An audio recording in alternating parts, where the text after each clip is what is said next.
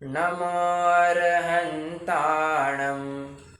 नमो सिद्धाणं नमो आयर्याणं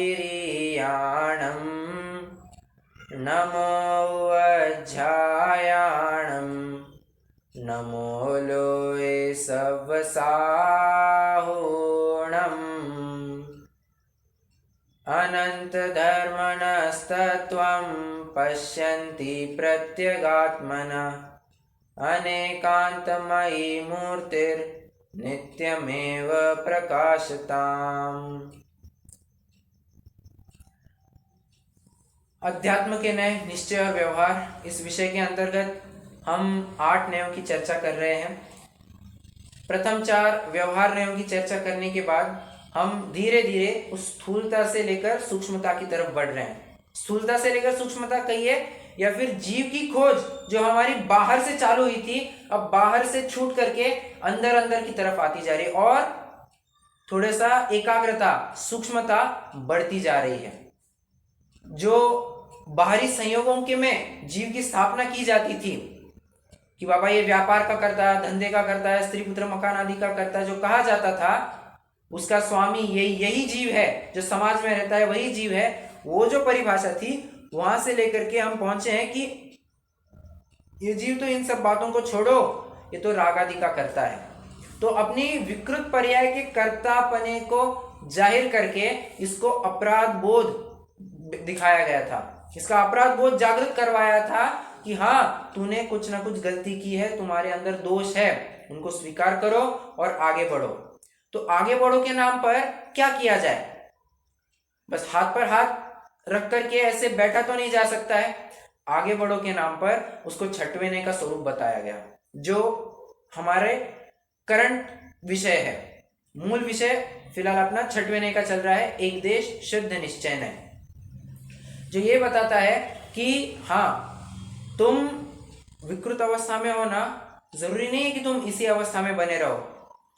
तुम अपने सुख को प्राप्त करने के लिए एक कदम, बस सिर्फ ध्यान रखना, कोई 1000 कदम चलने की बात नहीं है। तुमने सिर्फ एक कदम भी आगे बढ़ाया है ना, दैट इज इनफ। तुम इस एक देश शुद्ध निश्चय नय के विषय में जरूर बन सकते हो, तुम साधक बन सकते हो। हमने कल, आपको याद होगा, 3 बातें देखी थी, विराधक, साधक और साध्य। तो विराधक अवस्था से तुम सिर्फ एक कदम आगे बढ़ाओ, तुम साधक बन जाओगे। क्यों? क्योंकि देखिए, विकृति ये 0% लेवल पर बात होती है और कंप्लीट शुद्धता ये 100% लेवल पर बात होती है। तो बीच की जितनी भी इंटरमीडिएट अवस्थाएं हैं, जितने भी इंटरमीडिएट पॉइंट्स है, मतलब 0.01% से लेकर 99.99% तक जितनी भी रेंजेस है, जितनी भी अवस्थाएं हैं, सभी की सभी अवस्थाएं इस साधक अवस्था में दी जा सकती है। तो मैं वही कहना चाह रहा हूं, कोई बहुत बड़ा कारनामा या आविष्कार करने की बात नहीं है। आप एक कदम आगे बढ़ाइए, ये धर्म आपको और आगे तक लेकर के जाएगा। आपने एक कदम बढ़ाया ना, धर्म आपको दूसरा कदम बढ़ाने में सहायी बनेगा। चिररक्षक धर्म हमारा हो धर्म हमारा चिर साथी। ये धर्म ही आपको साथ में आगे बढ़ाते लेते जाएगा। एक देश शुद्ध निश्चय नय में यह बताया जा रहा है, अशुद्धता से हट करके अब ये किंचित शुद्धता में आ पहुंचा है। जो फिलहाल वो मिथ्या दर्शन के द्वारा जो श्रद्धा उसकी परिणमित हो रही थी, या जो मिथ्या दृष्टि, ऐसी संज्ञा उसको लागू हो रही थी, वो मिथ्या दृष्टि नहीं रहा है। उसने भले ही थोड़े काल के लिए भी क्यों ना हो अपनी दृष्टि बदल दी। दृष्टि बदल दी है मतलब मिथ्या दृष्टि से अब वो औपशमिक सम्यक दृष्टि या क्षैपशमिक सम्यक दृष्टि हो गया है, या यूं मान के चलिए वो सम्यक दृष्टि हो गया है, सम्यक दर्शन उसके जीवन में प्रकट हो गया है। थोड़े काल के लिए क्यों ना हो, ऐसी आंशिक शुद्धता की जो अवस्था है वो एक देश शुद्ध निश्चय नय का विषय बन जाती है। ध्यान रखना, एक देश शुद्ध निश्चय नय कहा है। अब प्रश्न है मेरा आपको, एक देश अशुद्ध निश्चय नय क्यों नहीं कहा? ध्यान से समझ करके उत्तर देना।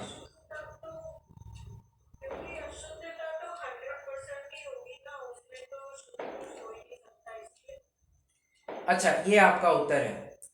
आपका कहना है कि अशुद्धता 0% होती है, ठीक है, मतलब 0% लेवल पर अशुद्धता पाई जाती है, ठीक है, कोई बात नहीं। कोई और उत्तर, कोई और मंतव्य?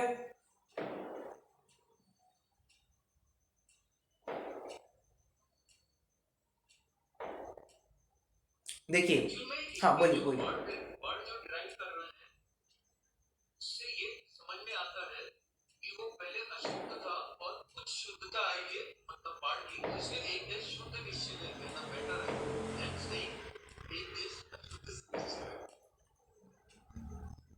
मतलब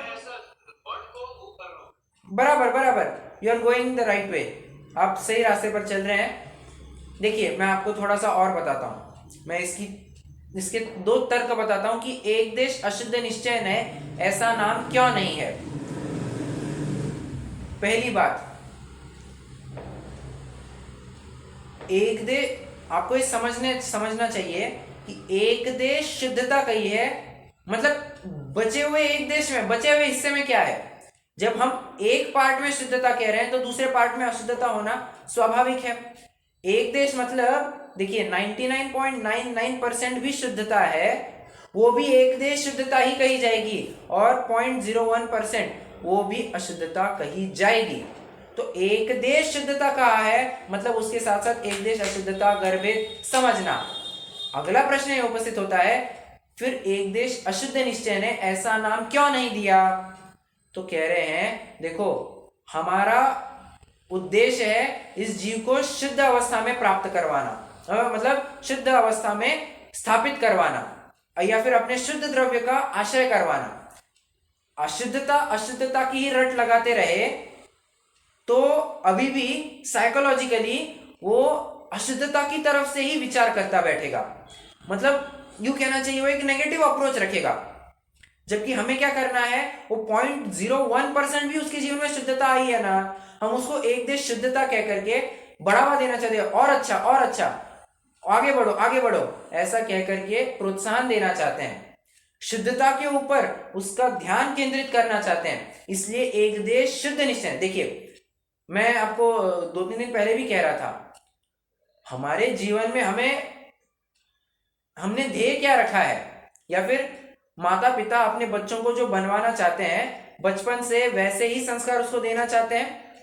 अगर कोई माँ बाप होंगे, कोई मतलब क्या कहना चाहिए, पतित माँ बाप होंगे जिनको कुछ भी ज्ञान नहीं है, वो तो यही कहेंगे, बेटा देखो यही मारा काटी, मतलब मैं थोड़ा सा क्या कहना चाहिए सद्दाम हुसैन की जो बात मैं कह रहा था, उसने बस एक मुर्गे को उड़ा दिया, उसके माँ बाप ने शाबाशी दे दी। आपका माइक चालू है।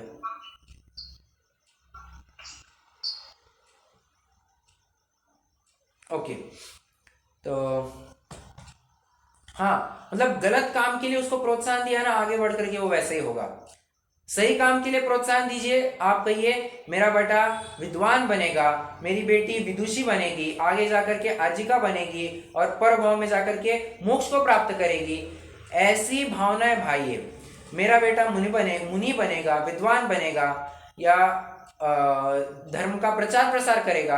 अब इस प्रकार से जितनी बातें कहेंगे, आप उसके सामने जिस प्रकार से ध्येय रखेंगे उस हिसाब से उसकी टोनिंग होती जाएगी। बस मैं बात भी यही कहना चाह रहा हूं, एक देश शुद्धता को हमें मुख्य करना है, उसको बढ़ावा देना है, इसलिए हम बार बार प्रयोग भी उसी का करेंगे। मान लीजिए सर्फ एक्सेल की हमें ऐड करनी है, तो हम ये नहीं कह सकते, और आपके पास 1 मिनट दिया गया है, क्या करना, आप जितनी बार सर्फ एक्सेल का नाम ले सकते हैं उतनी बार आपको सर्फ एक्सेल का नाम लेना है। टाइड खराब है, रिन खराब है, पतंजलि खराब है, ये घड़ी खराब है, ये सब, ये खराब है, वो खराब है, ये लोकल ब्रांड तो एकदम फालतू है, थर्ड क्लास है, ऐसा कहने में वो दूसरे ब्रांड्स को ही आकर्षित कर, उनके प्रति ध्यान आकर्षित करवा रहा है, अपने प्रोडक्ट के बारे में कुछ बोल ही नहीं रहा है ना। तो बेहतर है कि उन प्रोडक्ट्स के बारे में कुछ ही ना बोले, हम मौन रहे उस बारे में, और अपने विषय, अपनी जो बात अच्छी है उसी को बढ़ावा दे, तो अपना माल ज्यादा खपेगा। तो शुद्धता के बारे में हमें और प्रभावना करनी है, इसलिए हम उसी के बारे में ज्यादा बातचीत करेंगे। ठीक है, तो ये दो मुख्य कारण हैं जिसको लेकर के एक देश शुद्ध निश्चयन है ऐसे शब्द का प्रयोग किया जाता है, ना कि एक देश अशुद्ध निश्चयन है। देखा जाए तो एक देश अशुद्ध निश्चयन है ये भी कहा जा सकता है, कोई दिक्कत नहीं है, परंतु मैंने अभी आपको कारण दिए उसका प्रयोग इतना योग्य क्यों नहीं होगा। ठीक है, चलिए एग्जैक्टली पॉजिटिविटी आगे बढ़ानी है, नेगेटिविटी कम करनी है। एक ही प्रसंग को आप दोनों दृष्टि से देख सकते हैं। एक ही प्रसंग है, बच्चा 99 मार्क्स लेकर के आया है, अब उसको पॉजिटिव अप्रोच कैसे हो सकता है और नेगेटिव अप्रोच कैसे हो सकता है। पॉजिटिव अप्रोच तो ये हो सकता है कि देखो पिछली बार मुझे 98 आए थे, तो उसकी अपेक्षा मैंने 1 मार्क ज्यादा लाए, मुझे 99 मिले हैं, बहुत अच्छे बेटा, बहुत अच्छे बेटा। और निकम्मे कही के कुछ पढ़ना वढ़ना आता नहीं है, 1 मार्क कहाँ चला गया, वरना 100 आ जाते, 1 मार्क कम क्यों आया, 1 मार्क कम क्यों आया, कम क्यों आया, कम क्यों आया। यही हो गया नेगेटिव अप्रोच। हमको ये नेगेटिविटी नहीं बढ़ानी है, हमें उसके क्या कहना चाहिए, अंदरूनी शक्ति को जो वास्तव में जो सुप्त अवस्था में पड़ी हुई है उसको जगाना है। जो उसका केवल ज्ञान शक्ति है, सर्वज्ञत्व शक्ति है, या जितनी भी अनंत शक्तियां है जो अभी वर्तमान अवस्था में बस ऐसी सुप्त पड़ी हुई है, उनको जागृत कराना है। और जैसे ही जागृत होगी, मतलब जागृत करने के लिए हमें उसको थोड़ा सा पॉजिटिव अप्रोच देना पड़ेगा। छठवें न्याय के विषय में हम और क्या क्या ले सकते हैं, हम इसके बारे में थोड़ी चर्चा करते हैं। देखिए,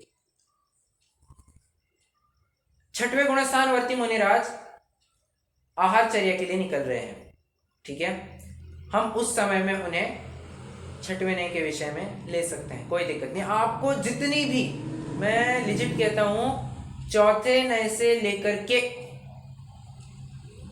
12वें, चौथा नहीं, एक्सट्रीमली सॉरी, चौथे गुणस्थान से लेकर के 12वें गुणस्थान तक सारा का सारा विषय ये एक देश शुद्ध निश्चय में आ जाएगा। यूं कहिए, अंतरात्मा की जो अवस्था है वो पूरा का पूरा छठवें न्याय के विषय में आ जाएगा। ठीक है, और एक और बात समझ लेना, एक देश शुद्ध निश्चय से आत्मा एक देश शुद्ध नहीं, पूर्ण शुद्ध दिखाई देता है, और एक देश अशुद्ध निश्चय से आत्मा एक देश अशुद्ध नहीं, पूर्ण अशुद्ध दिखाई देता है। अब आप पूछेंगे ये कैसी बात हुई। अरे वही तो मैं कह रहा हूं, मैं आपको शायद 3-4 दिन पहले भी कह चुका हूं, निश्चय न्याय के प्रकरण में जब चालू करना था उसी समय में मैंने एक बात कही थी कि निश्चय न्याय जिस भी वस्तु को विषय बनाएगा, फिर से निश्चय न्याय जिस भी विषय को, वस्तु को विषय बनाएगा, वो सर्वथा उस रूप ही देखेगा। जैसे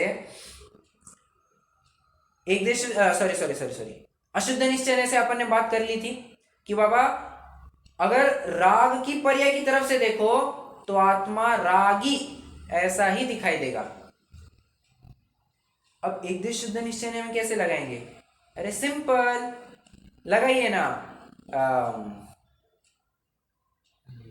अभी कैसे उदाहरण सूझ नहीं रहा है मुझे। पूर्णमासी का दूज का चंद्रमा, एक मिनट दूज का चंद्रमा का उदाहरण लेते हैं। स्थूल उदाहरण है बट समझने के लिए काफी है। कह रहे हैं दूज का चंद्रमा ये कंप्लीट है या इनकम्प्लीट है, या स्टार्ट ही नहीं हुआ है? बोलिए, द्वितीया का चंद्रमा स्टार्ट ही नहीं हुआ है, इनकम्प्लीट है या कंप्लीट है? सामान्य आदमी तो यही कहेगा कि इनकम्प्लीट है, बराबर। परंतु मैं कहता हूं दूसरे या फिर द्वितीया के दिन वो जितना हो सकता था, क्या उतना कंप्लीट है या नहीं? उतना तो कंप्लीट है सर। बराबर। और उदाहरण देता हूं। बच्चा मान के चलिए मैथमेटिक्स में 10 चैप्टर है, एग्जाम्पल लेते हैं अपन। वो भी एग्जाम्पल क्यों ले, मान के चलिए तत्वार्थ सूत्र है, अपन थोड़ा अच्छा उदाहरण लेते हैं। तत्वार्थ सूत्र है, उसके 10 अध्याय हैं, ठीक है। कोई बच्चा उसका उसको कंठस्थ कर रहा है, उसको याद कर रहा है तत्वार्थ सूत्र। सम्यक दर्शन ज्ञान चारित्राणि मोक्ष मार्ग तत्वार्थ श्रद्धानम सम्यक दर्शनम तन निसर्गादिगमाद्वा, चालू हो गया वो। ठीक है, तो अभी तक 10 अध्यायों में से उसने 2 अध्याय पूरे किए हैं, 2 अध्याय उसके याद हो गए हैं। ठीक है, प्रश्न है मेरा, क्या उसने तत्वार्थ सूत्र पूरा किया या नहीं किया? कहेंगे 2 अध्याय की अपेक्षा अगर तुम बात कर रहे हो, 2 अध्याय की अपेक्षा अगर तुम बात कर रहे हो तो उसने पूरा तत्वार्थ सूत्र याद कर लिया है। तुम जो पूरा तत्वार्थ सूत्र समझ रहे हो कि 10 के 10 अध्याय, माना कि उतना नहीं हुआ है, परंतु तुम मात्र उन 2 अध्याय की तरफ से देखो ना, उन 2 अध्याय की तरफ से उसके तत्वार्थ सूत्र का ज्ञान पूर्ण ही कहा जाएगा। ठीक है, मतलब तत्वार्थ सूत्र के जो सूत्रों का ज्ञान है उसे वो पूर्ण कहा जाएगा। और बाकी 8 अध्यायों की अपेक्षा तत्वार्थ सूत्र का ज्ञान अपूर्ण कहा जाएगा। कितने जन मेरा उदाहरण समझ रहे हैं, अच्छे से वो समझ रहे हैं? ओके,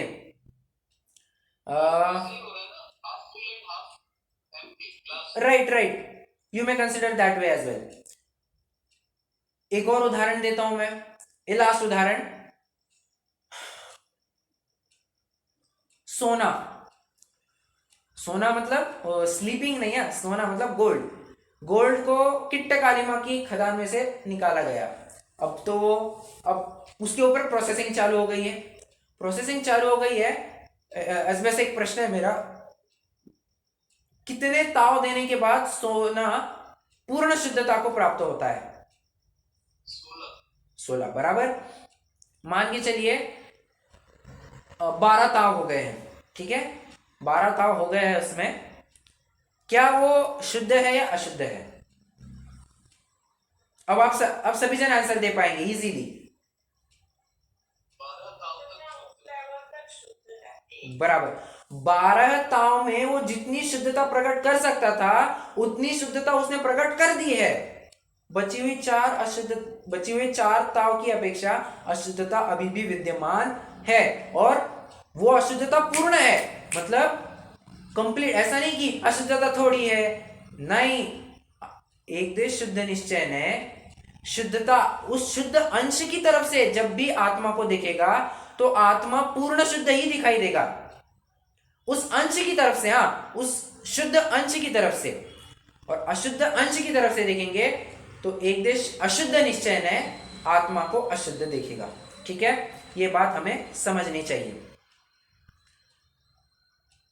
भरत चक्रवर्ती का उदाहरण लेते हैं। अच्छा, भरत चक्रवर्ती भी नहीं, हाँ, भरत चक्रवर्ती भी नहीं ले पाएंगे। किन का उदाहरण ले? चलिए आचार्य कुंद कुंद का उदाहरण लेते हैं। सिंपल प्रश्न है मेरा, आचार्य कुंद, मान के चलिए, हाँ, आचार्य कुंद कुंद सम्यक दृष्टि है। ठीक है, अब मैं मान के चलिए इसलिए कह रहा हूं क्योंकि कोई उनका सम्यक तो देखने नहीं गया है, हम एक अजम्पशन लेकर के चल रहे हैं कि हाँ वे सम्यक दृष्टि होंगे। ठीक है, तो आचार्य कुंद कुंद सम्यक दृष्टि है। ठीक है, उनको कौन सा सम्यक तो होगा?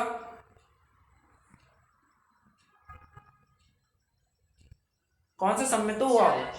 बहुत बढ़िया, क्षायब शमिक सम्यक तो होगा।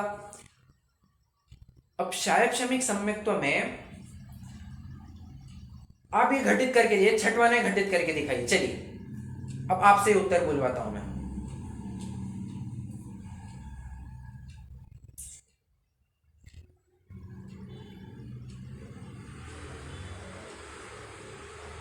कोई भी, हाँ बोलिए ना।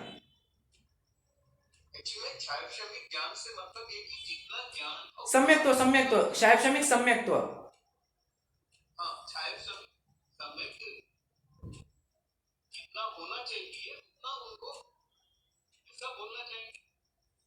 थोड़ा और अच्छे से, थोड़ा और अच्छे से।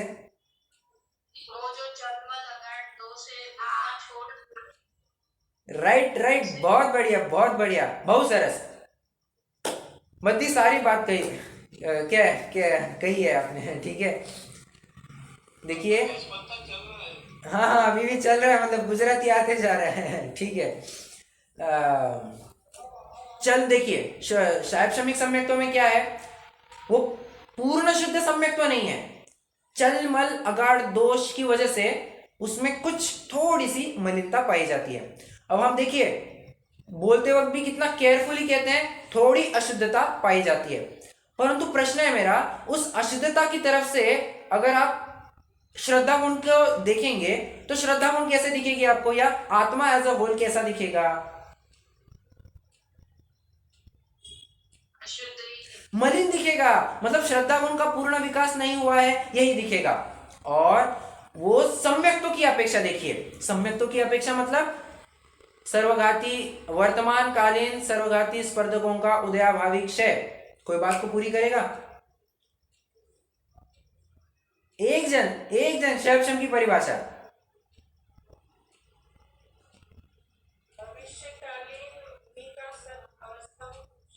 बहुत बढ़िया,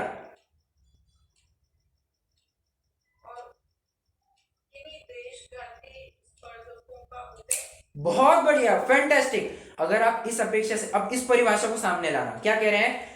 वर्तमान कालीन सर्वघाती स्पर्धकों का उदयाभावी क्षय और भविष्यकालीन उन स्पर्धकों का सदावस्थारूप उपशम।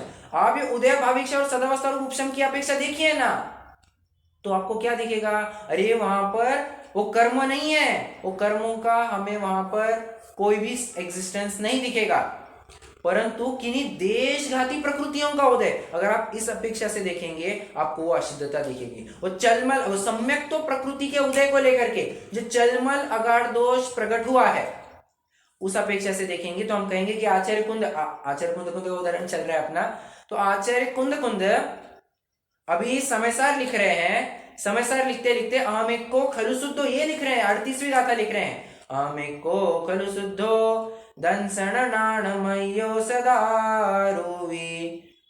अभी मैं दर्शन ज्ञानमयी हूं, दर्शन गुण की उनकी कौन सी पर्याय चल रही है? ऑफ कोर्स पर्याय चल रही है, मतलब शायद श्रमिक सम्यक तो उनको प्रकट हुआ है। तो चलमल अगाढ़ दोष की अपेक्षा देखिए, आपको श्रद्धा गुण में अभी भी फॉल्ट दिखेगा, और आप अन्य अपेक्षा से देखिए वो सम्यक तो श्रद्धा गुण के विकास की तरफ से देखिए, तो हमें उस विकास की तरफ से श्रद्धा गुण में सम्यक परिणाम दिखाई देगा। आई होप एग्जाम्पल के साथ आपको क्लियर होते जा रहा है। एक बात पूछनी थी आपसे। हाँ जी, कि जो आपने बताया ना कि दूज का चंद्रमा है, तो दूज का चंद्रमा तो है ही, भले दूज का उसके अंदर कोई वो नहीं है कि उसके अंदर कुछ कपड़ा है, जो भी चंद्रमा तो है ही, वो चंद्रमा के अंदर कोई अशुद्धि नहीं है वो टाइम पर, तो अपने ऋतु हिसाब से उसको एकदम शुद्धि। ये कहना चाहती थी कि जो दूज का चंद्रमा जो है वो अशुद्ध नहीं है, अपूर्ण है।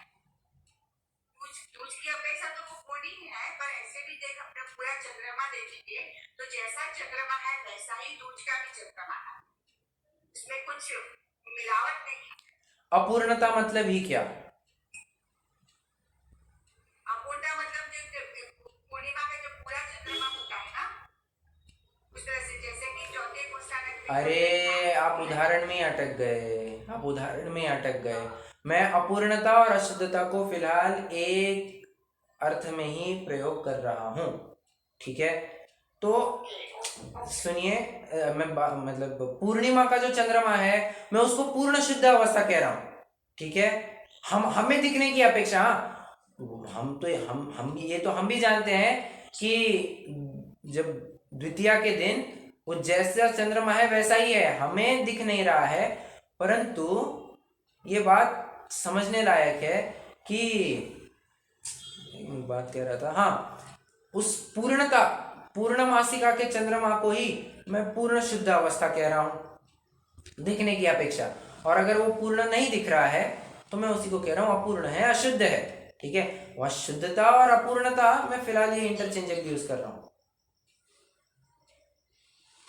ठीक है? ओके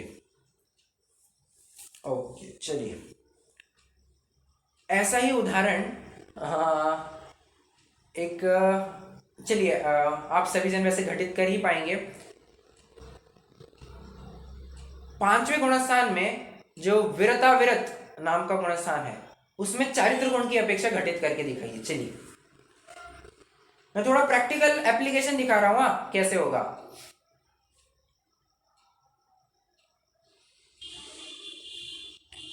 पांचवें गुणस्थान वर्ती जीव के केस में आप ये छठवां न्याय कैसे लागू करेंगे?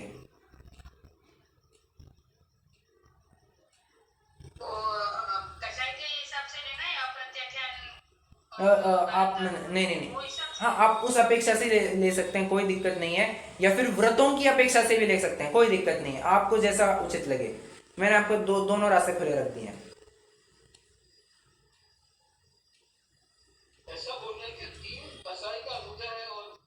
अरे पांचवें गुणस्थान में 3 कषाय कहाँ आ गए?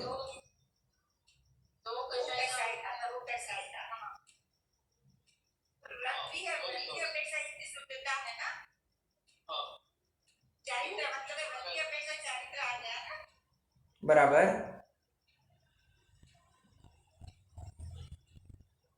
कोई वो बात कंप्लीट नहीं हो पाई किसी की।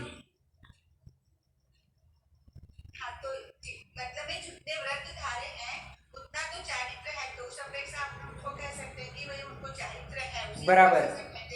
Correct correct correct, fantastic.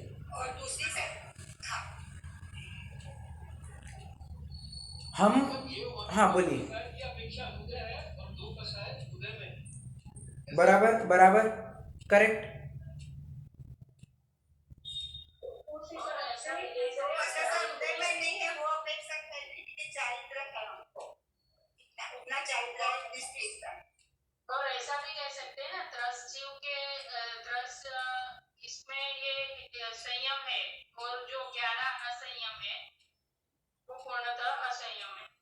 बहुत बढ़िया।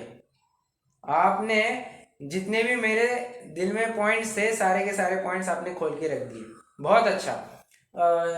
कोई और कुछ कहना चाह रहा था शायद।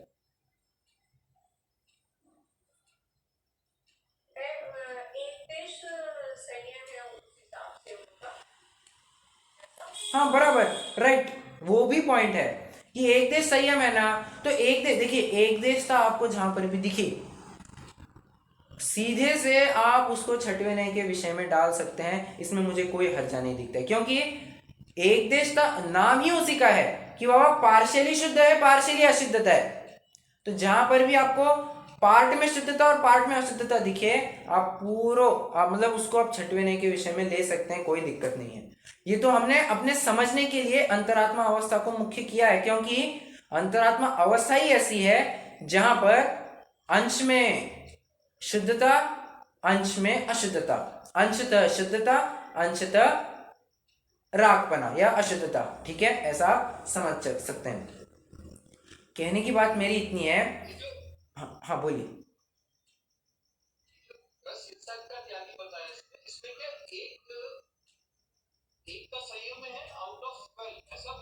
बराबर। 11।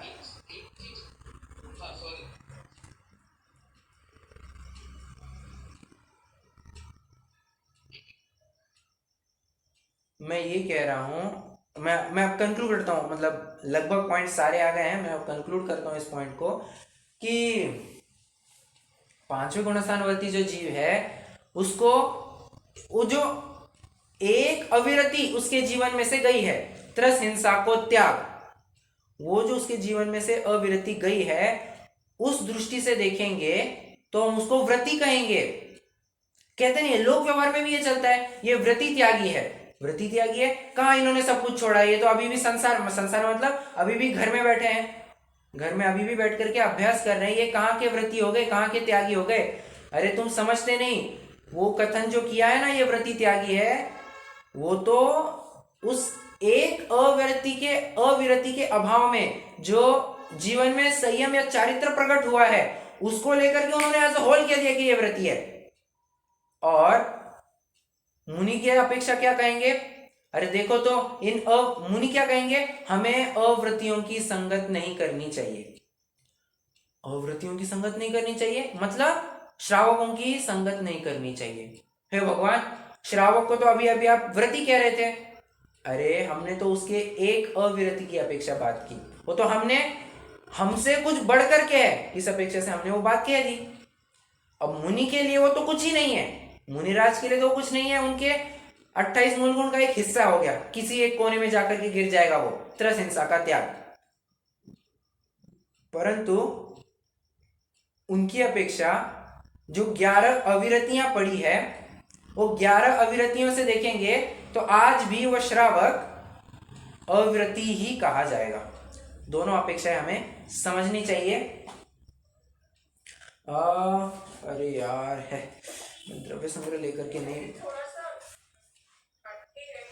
हाँ, जैसे वो ट्रस्ट कैंसर का त्यागी होता है तो वो व्हीकल में नहीं जा सकता क्या? फिर कहाँ नहीं जा सकता? व्हीकल यूज नहीं कर सकता क्या? वो पैदल ही जाएगा सब जगह। वर्चुअली तो ऐसा ही लगता है। उसमें आया था ना क्वेश्चन कि सामयिक प्रतिमा वाला रेल सफर करे। सकता है कि नहीं, तो भैया जी ने बोला था ना कि आधे आधा करके जा सकता है रुक के। नहीं, लेकिन वो त्रसीमता का मूल्य त्यागी है तो फिर तो जा ही नहीं सकता। नहीं कर संकल्पी, वो संकल्पी त्यागी है ना, वो बाकी तीन नहीं है ना, वो आरंभी उद्योगी। हाँ, संकल्पी। हाँ,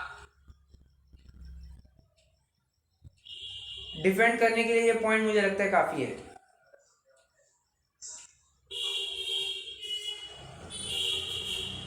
क्लियर है?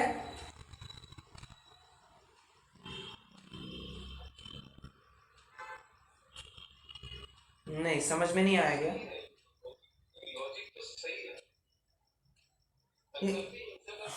हाँ, देखिए, और वैसे भी गाड़ी वगैरह में सफर करना, ये तो वास्तव में देखा जाए तो अपवाद मार्ग है। राजमार्ग तो मैं वैसे बताऊं, राजमार्ग तो यही होगा जो सच्चा श्रावक होगा ना, अब सच्चा और खोटा क्या कहे, परंतु जो राजमार्ग को अपनाता होगा वो तो शायद फिर पैदल ही जितना सफर कर सके उतना करेगा, गाड़ी आदि या किसी व्हीकल का प्रयोग नहीं करेगा।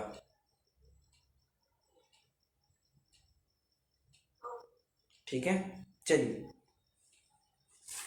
मैं वैसे ये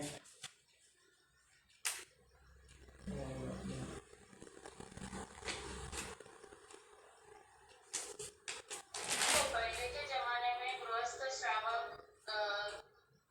व्यापार तो कर ही सकते थे ना, तो व्यापार करने के लिए वो लोग एक देश से दूसरे देश कभी नाव में जाते थे, कभी होता था मतलब सामान आना जाना है। अब सामान आना जाना है तो कैसे होगा? तो गाड़ियां तो चलेगी, उसके निमित्त से गाड़ियां चलेगी, तो उसको कुछ नहीं कर सकते अभी, तो विरोधी हिंसा उद्योगी हिंसा में चला जाएगा। तो इस प्रकार से गाड़ियों में मतलब उसके निमित्त से गाड़ियां दौड़ेगी, इतनी बात तो है। मतलब माल आना होगा, जाना होगा, वो कैसे होगा बिना गाड़ी? अब मान के चलिए यहाँ से 15 किलोमीटर के स्थान से हमें माल खरीदना है, किसी दूसरे राज्य से हमें माल खरीदना है। ठीक है, अब पहले जमाने की बात करते हैं। अब दूसरे राज्य से माल खरीदना है तो क्या कोई आदमी ढोता हुआ लाएगा? और जो भी ढोते हुए लाएगा वो देखते देखते लाएगा क्या? ये प्रैक्टिकली पॉसिबल नहीं लग रही है बात। हाँ, सफर वगैरह मतलब व्हीकल वगैरह का प्रयोग कौन नहीं करेगा जो बाबा उद्योग धंधे से भी पूर्णतः निवृत्त हो चुका है, अब उसके लिए ऐसे आरंभिक कार्य करने के लिए कुछ नहीं रहे हैं, तो शायद फिर वो व्हीकल का प्रयोग ना करें।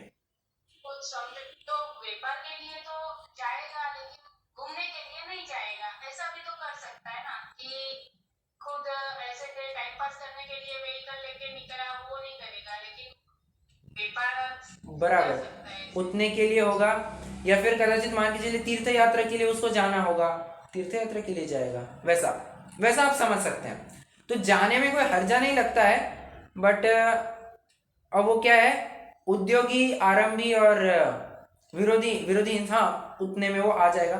संकल्प पूर्वक मतलब मैं इसको मार करके रहूंगा, मतलब मैं इसको मारूंगा, ऐसी जो हिंसा है वो संकल्पी हिंसा में आएगा। तो ऐसी संकल्पी हिंसा तो वो नहीं कर रहा है।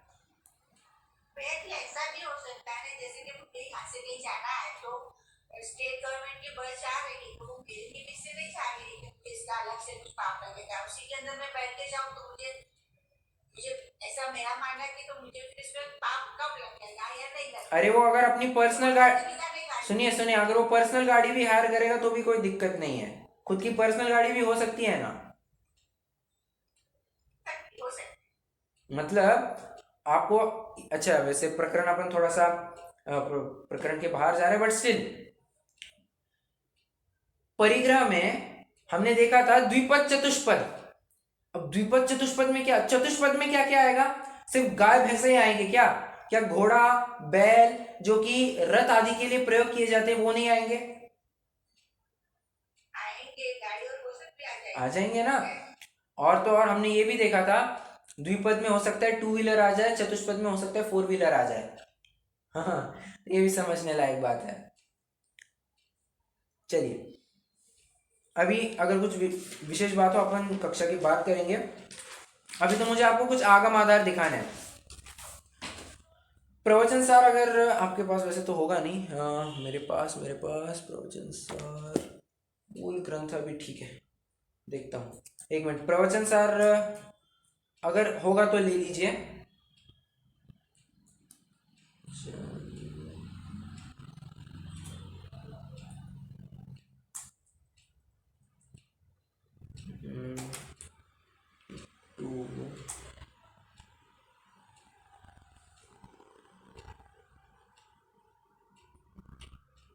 नहीं है मेरे पास, ठीक है।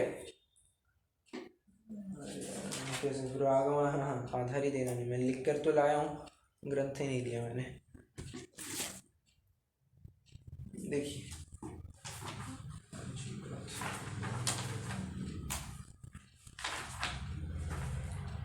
एक 5वीं गाथा ले लीजिए, समय से अपना प्रवचन सर की 5वीं गाथा जो मंगलाचरण की गाथा है।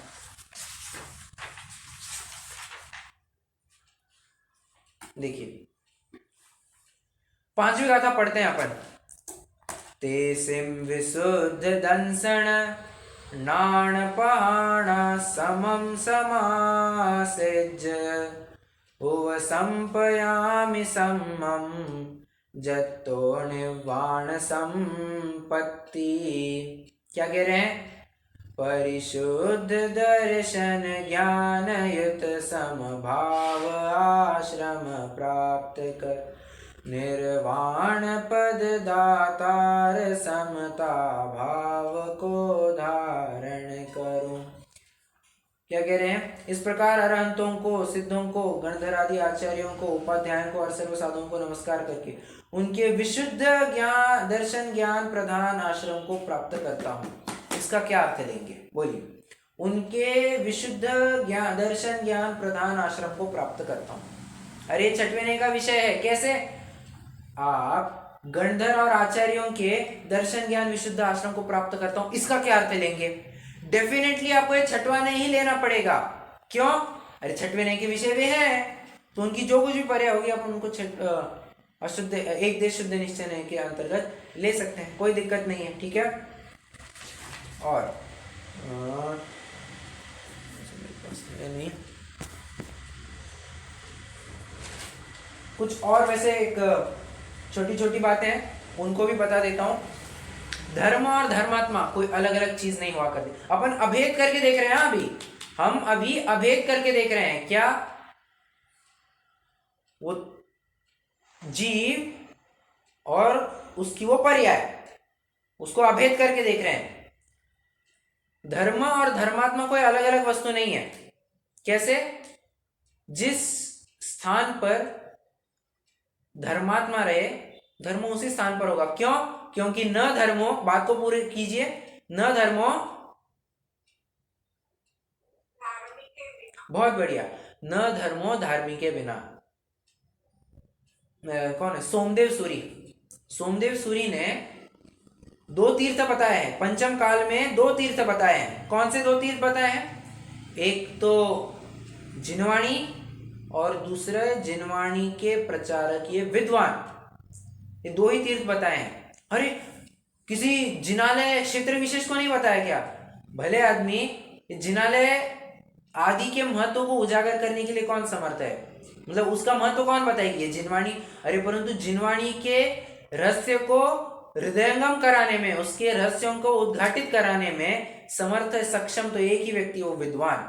और धर्म ये किसी पहाड़ मंदिर में आदि स्थानों पर नहीं रखा है। धर्म तो वास्तव में देखा जाए तो वस्तु का स्वभाव है, और उस वस्तु के स्वभाव का जो निरूपण करते हैं ऐसे वे धर्मात्मा जीव, ये ही धर्म के सहारे हैं, या उन्हीं को हम धर्म कह सकते हैं। मतलब धर्म और धर्मात्मा कोई अलग नहीं है। जहां धर्मात्मा धर्म वहीं पर, मतलब वे सिनोनिमस बन जाते हैं। यहां होता है ना ऐसा कि जहां पर बहुत सारे धर्मात्मा जीवों का आवागमन होता है या समागम पाया जाता है, ऐसे स्थानों पर धर्म भी बहुत अच्छे से होता है। क्यों?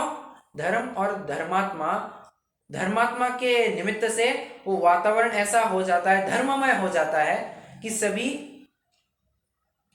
आकुलता, कोई भी आकुलता नहीं करता है, शांति से सब अपना जीवन जीते हैं। ठीक है, न धर्मो धार्मिक के बिना वाली बात हो गई। एक और बात कहता हूं, फिर मैं बस करूंगा। जो मैं आधार देना चाहता हूं वो आधार कल दूंगा, और फिर छठवें नए के विषय को कल कंक्लूड करेंगे। आपको याद होगा छठवीं ढाल की चर्चा के वक्त मैंने आपको एक छोटा सा प्रसंग सुनाया था, जहां पर कोई जीव मोक्ष मार्ग को समझना चाह रहा था। कोई जीव मोक्ष मार्ग को समझना चाह रहा था, या यूं समझिए एक छोटा बच्चा था या कोई अज्ञानी था, उसने पूछा क्या कि मुझे धर्म समझाओ, मुझे मोक्ष मार्ग क्या है, मुझे मोक्ष मार्ग बताओ। तो समझाने वाले व्यक्ति ने सिर्फ एक व्यक्ति की तरफ इशारा करके कहा, ये देखो, ये व्यक्ति दिख रहे हैं तुम्हें, यही है मोक्ष मार्ग, यही है मोक्ष। किसकी तरफ बात कर रहे थे? मुनि को देख करके बात कर रहे थे। सर्वार्थ सिद्धि में ऐसी बात आई है, अवाक विसर्गम वपुषाम निरूपयंती। अब मैं एग्जैक्ट नहीं बोल पा रहा हूं, परंतु उसके ये मूल कुछ शब्द है जो अच्छे से याद है। अवाक विसर्गम वपुषाम निरूपयंती, एक शब्द भी कुछ नहीं बोले, और मानो अपने शरीर के माध्यम से ही पूरे मोक्ष मार्ग को, पूरे मोक्ष के द्वार को, मोक्ष को ही बता दिया। मोक्ष का द्वार क्या है? मोक्ष मार्ग छोड़िए, उसने तो मोक्ष ही बता दिया कि हाँ, सच्चा सुख तो यहां पर है, सच्चा सुख ऐसी अवस्था में है। ये अपने हाव भाव कहिए, हाव भाव क्या करेंगे वे, परंतु उनकी मुद्रा ही ऐसी है, मुनिराजों की मुद्रा ही ऐसी होती है कि पूरे मोक्ष मार्ग को बताने में वे सक्षम होते हैं, उनकी मुद्रा ही बताने में सक्षम होती है। ठीक है, चलिए, इस प्रकार से हमने देखा कि जो धर्म जीव है, धर्म है और धर्मात्मा जीव है, ये एक दूसरों के बिना नहीं होते हैं। एक का तो दूसरा समझ लेना चाहिए। इतना अविनाभाव या इतना अभेदपना हमारा धर्म का और धर्मात्मा का पाया जाता है। कोई विशेष बात अपन कल की कक्षा में करेंगे, आज रुक जाते हैं। प्रश्न है जरूर पूछ सकते हैं।